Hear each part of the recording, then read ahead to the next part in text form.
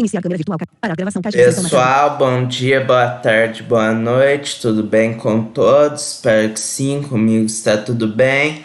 Bom, pessoal, no tutorial de hoje nós vamos ver como dar um clique duplo do mouse naquele modo de cursor do mouse em que as setas ficam desabilitadas no monitvox.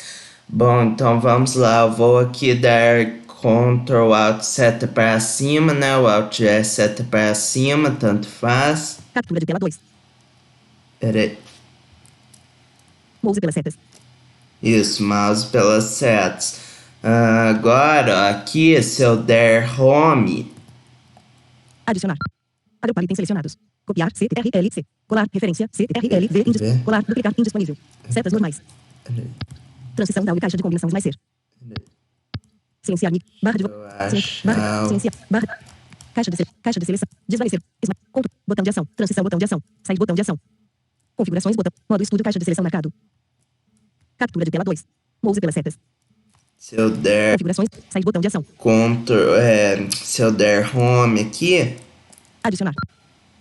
Captura de tela 2. Dispositivo de captura de vídeo. Perceberam? Ele já dá o clique duplo no mouse. Setas normais.